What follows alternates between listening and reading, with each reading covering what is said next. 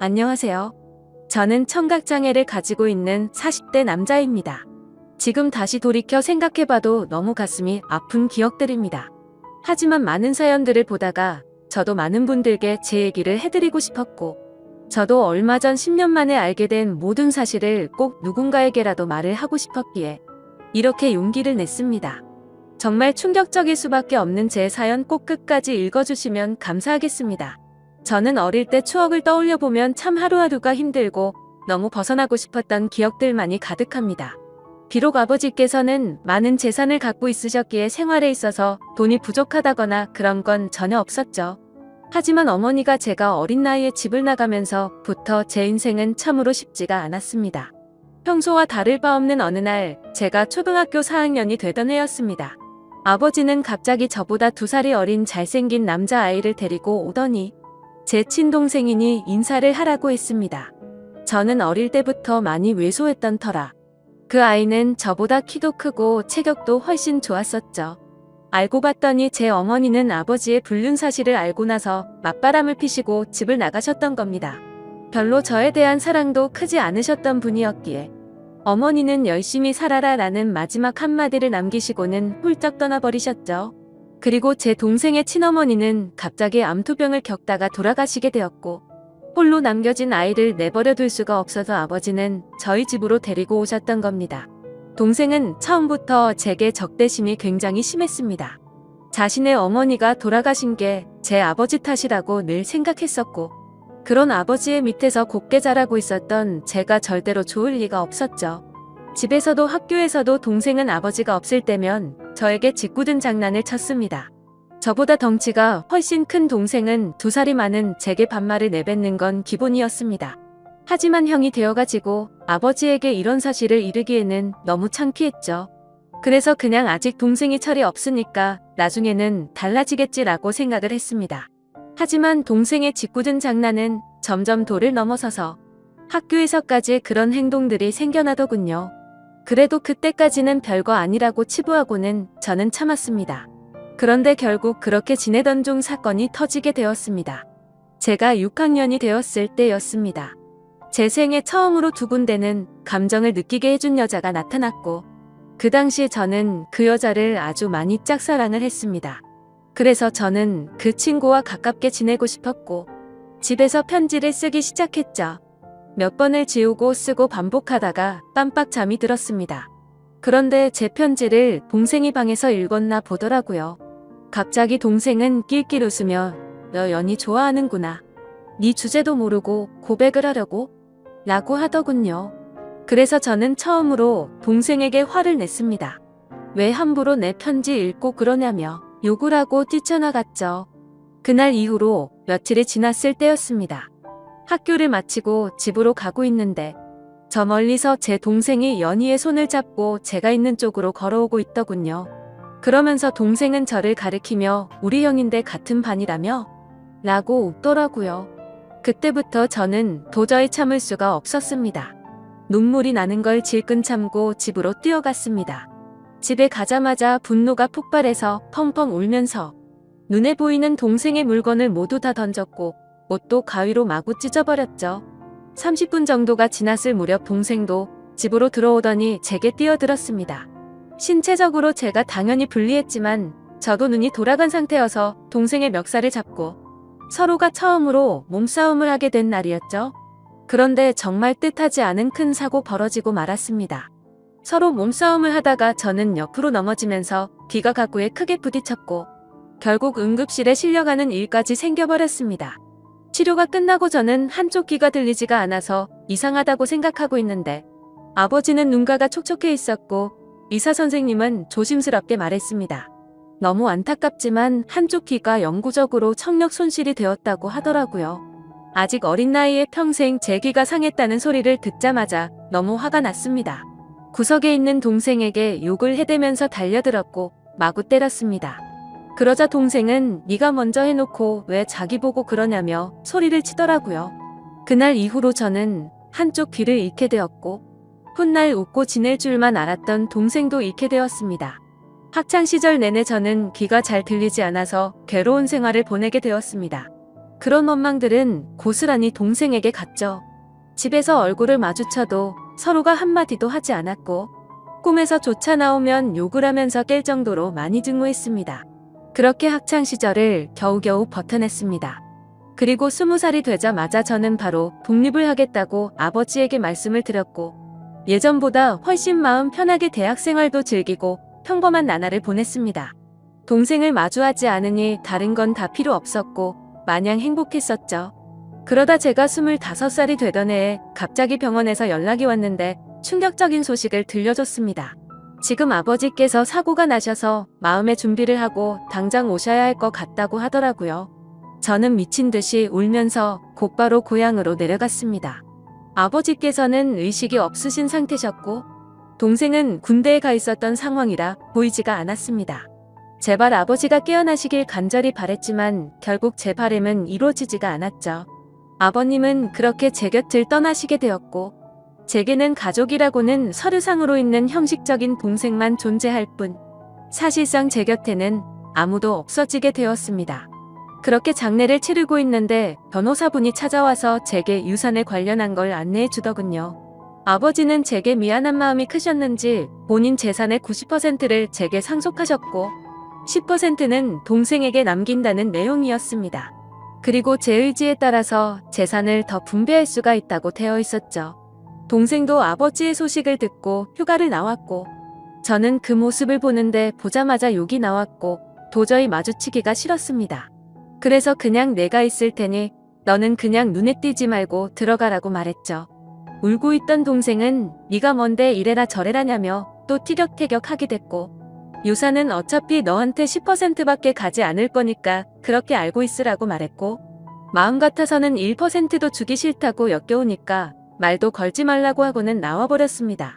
그런데 원래 성격 같아서는 날뛰었어야 할 얘가 가만히 있더라고요. 아무쪼록 그렇게 아버지를 떠나보내게 되고 나서 저는 다시 서울로 올라가서 생활을 시작하게 됐습니다. 3년이라는 시간이 금방 흘러갔고 전 아내를 만나게 되었습니다. 저는 청각장애가 있던 터라 평범한 직장을 구하기는 어려웠습니다. 하지만 아버지께서 남겨주신 재산이 있었기에 저축만 해두고 살아도 충분해서 간단한 재테크들만 할 뿐 별다른 일을 하지 않고 지냈었죠.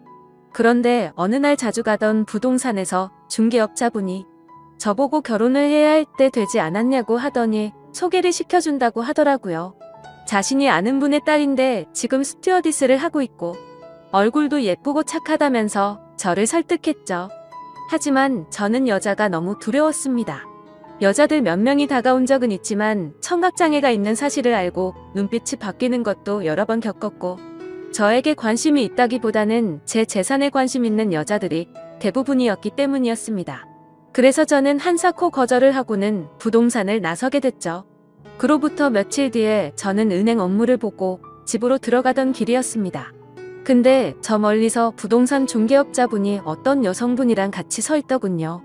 복장을 보니 스튜어디스의 캐리어를 끌고 있었고 저는 저 여자분을 소개시켜주려고 했었던 건가 했습니다.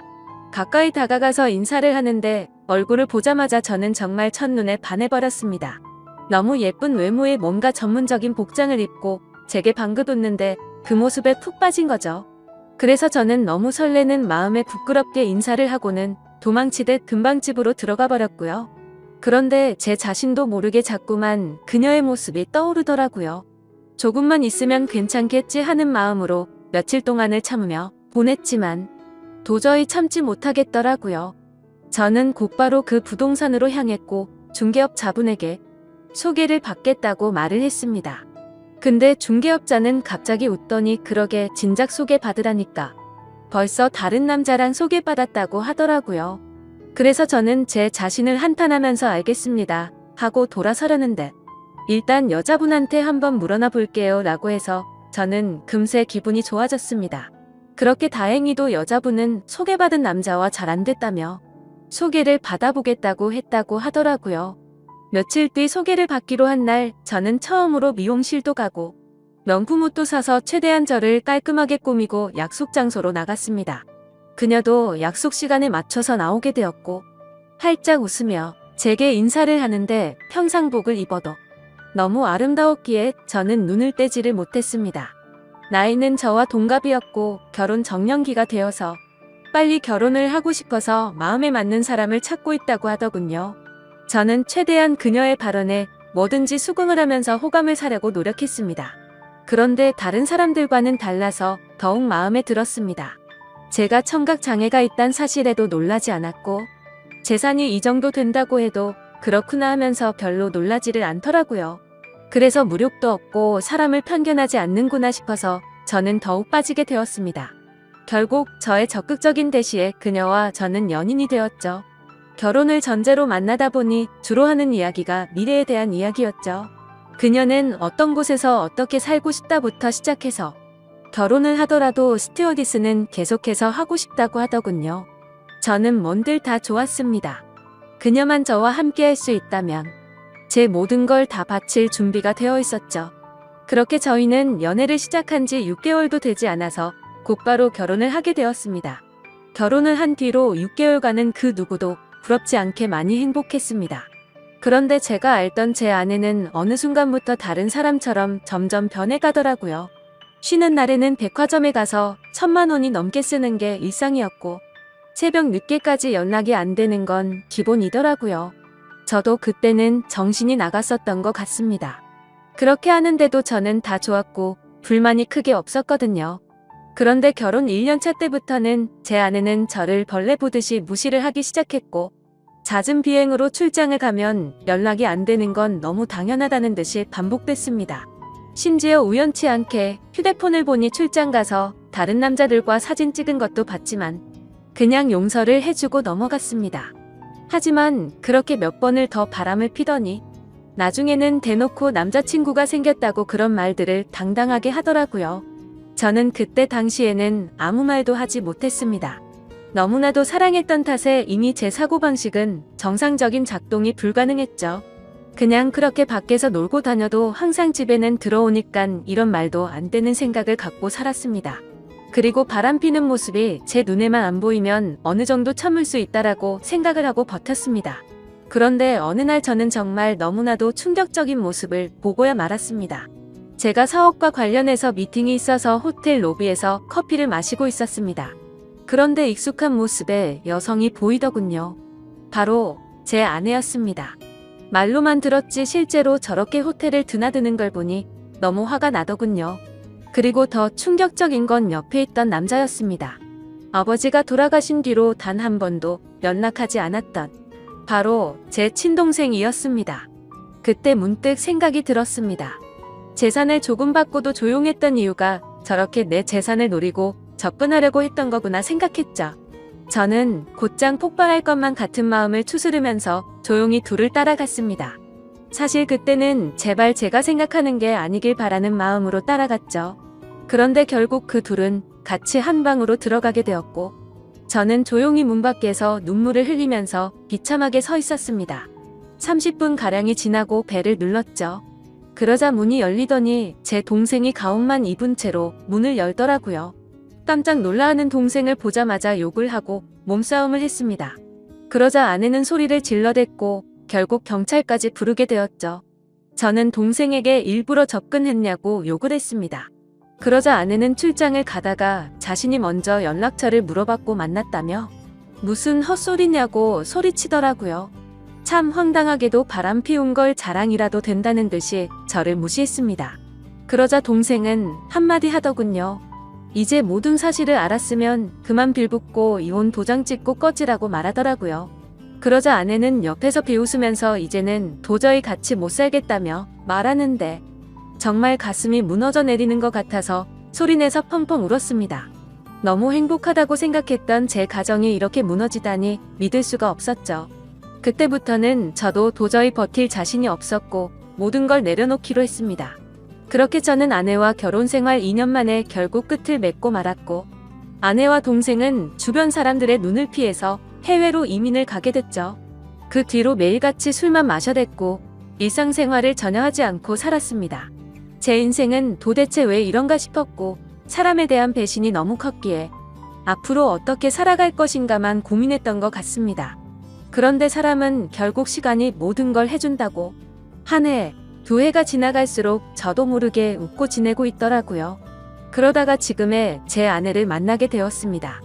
너무 힘든 시기여서 여자에 대한 적대감이 심했었지만 너무나도 자연스럽게 제 마음속으로 들어오더니 지금은 결혼한 지 6년 차지만 단 한 번도 다툼 없이 행복하게 지내고 있습니다. 전 아내와 달리 사치도 절대 부리지 않고 항상 알뜰하게 저축하고 지내는 그런 천사 같은 여자를 만나게 되었습니다. 그러다가 2달 전쯤 갑자기 10년 만에 전 아내에게서 연락이 왔습니다. 해외 번호라 혹시나 싶었지만 그 혹시나가 맞더라고요. 저는 차갑게 말했습니다. 무슨 염치로 감히 나한테 전화를 다 하냐고 했죠. 예전에 있었던 일은 미안했다며 사과부터 하더군요. 그리고 그 다음으로 한 말은 정말 좀 많이 놀랐습니다. 사실은 동생이 이민을 오고 나서 2년도 채우지 못하고 세상을 떠났다고 하더라고요. 술만 마시면 매일같이 욕하던 동생이 이미 이 세상에 없다고 하니 너무 많이 놀랐습니다. 그래서 말을 더듬으며 물었습니다. 아니 왜 갑자기 멀쩡하던 애가 왜 죽었냐고. 그리고 죽은 지가 8년이 됐는데 그걸 왜 이제 말하냐고 했습니다. 그러자 전 아내는 할 얘기가 많은데 전해줄 것도 있으니까 다음 주에 들어가서 만나서 이야기하자고 하더라고요. 그렇게 일주일이 흐르고 난 뒤 저는 전 아내와 만나게 되었습니다. 물론 제 아내에게는 예전에 있었던 일도 다 말해줬었고 동생의 소식을 말해주면서 만나고 온다고 미리 말했는데 오히려 저를 위로해주면서 조심히 다녀오라고 했죠. 저는 단도직입적으로 물었습니다. 도대체 어떻게 된 건지 말을 해달라고 했습니다. 그러자 전 아내는 갑자기 눈물을 흘리면서 사과부터 하더라고요. 내가 정말 죽어마땅한 사람인데 너무 미안하다며. 사실은 그때 당시 소개를 시켜줬던 부동산 중개업자와 전 아내는 둘이 만나고 있었던 사이였답니다. 제 재산을 알고 의도적으로 접근을 했었고 그 덕분에 결혼을 하고 나서 제 돈을 흥청망청 쓰면서 몰래 비자금도 많이 빼돌렸다고 하더군요. 그리고서는 말했습니다.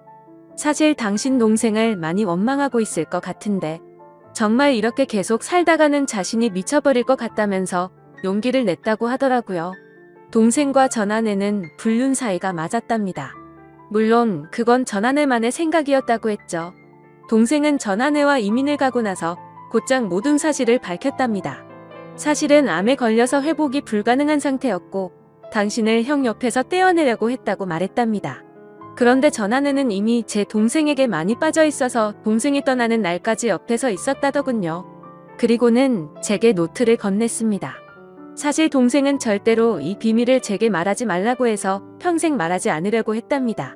그런데 얼마 전에 한국으로 다시 돌아오려고 짐을 정리하다가 이 노트를 발견했고 내가 이 말을 안 하면 마음에 죄책감이 들어서 절대로 인간으로서 살아갈 자신이 없다면서 주더라고요. 그렇게 전 아내는 미안하다면서 앞으로 잘 지내라고 하고는 자리를 떠났고 저도 차로 돌아가서 침착하고 노트를 펼쳤습니다. 아버지와 저 그리고 동생이 찍은 유일한 사진이 끼워져 있더군요. 일기는 매일같이 쓰지는 않았고 동생의 어머니가 돌아가신 이후로 특별한 날들마다 쓴 것 같았습니다. 제가 청각을 잃은 날 쓴 일기를 보니 동생의 마음을 어느 정도 알 수가 있었습니다. 동생은 저에게 사고를 입힌 뒤로부터 매일같이 죄책감에 시달려 살았던 것 같습니다. 우리 엄마가 떠난 게 형의 잘못이 아닌 거 아는데 내가 왜 그랬을까 자책하면서 그래서 그날부터는 제게 편한 거라면 뭐든지 해주려고 했더군요.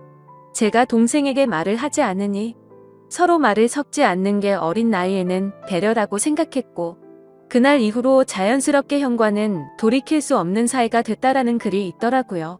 그리고 학창시절 제게 놀림을 줬던 친구를 언급하면서 욕을 적었고 결국에 혼쭐을 내줬던 것 같습니다. 어느 날 동생이 얼굴에 멍투성이가 되어서 들어왔던 날이 떠오르면서 얼핏 기억이 났습니다. 아버지가 돌아가신 이후로는 자신이 눈에 띄지 않는 게 형의 행복이라 생각했고 절대로 다시는 나타나지 않으려고 했답니다. 그런데 가망이 없는 암이 걸렸다는 사실을 알게 되었고 저를 마지막으로 멀리서나마 보고 가려고 했답니다.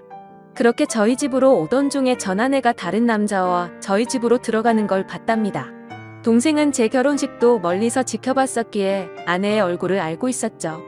그래서 당장 뛰쳐들어가서 다 부숴버릴까도 생각도 했지만 제 성격을 너무 잘 아는 동생은 침착하게 자세한 내막을 알아봤고 자신이 나서봤자 제가 이혼하지 않을 거란 걸 알았답니다. 그래서 전 아내를 유혹해서 아무도 모르게 이혼을 시키려고 했는데 그날 호텔에서 우연치 않게 현장에서 걸려버리고 말았답니다. 그리고는 동생이 모진말을 하자 형이 펑펑 우는데 가슴이 찢어지는 것 같아서 그날 밤새도록 울었다네요. 저는 그 글을 보는 순간 또 다시 미친 듯이 눈물이 났습니다. 동생의 마음을 몰라줬던 게 제 자신에게 너무 원망스러웠고 저를 위해서 자신을 희생하고 떠나간 동생이 너무 많이 보고 싶었습니다. 아마도 지금 제 아내를 제 동생이 보내준 게 아닌가 하는 생각까지 들었어요. 그래서 그날 저는 집으로 들어가서 아내를 보니까 어린아이가 된 것 마냥 너무 슬퍼서 소리내서 펑펑 울었습니다. 아내도 함께 울면서 앞으로라도 동생이 저 세상에서 행복할 수 있게 기도하자며 저를 위로해주더군요. 저는 형으로서 너무 한심했습니다. 어릴 때 실수로 일어난 그 사고를 유연하게 넘어가지 못해서 모든 짐을 동생에게 떠넘긴 것 같아서 너무 미안했습니다. 제 동생도 그 어린 나이에 엄마를 일찍 떠나보내고 모든 게 삐뚤어져 보이는 상처 많은 어린아이였을 뿐이었는데 말이죠. 앞으로 저는 제 동생을 평생 그리워하면서 살아갈 것 같습니다. 이 글을 읽는 분들, 제 동생이 저 세상에서 마음 편히 지낼 수 있게 짧게나마 위로해줬으면 하는 바람입니다. 소중한 시간 제 글을 읽어주셔서 모든 분들께 감사드립니다. 항상 행복하세요.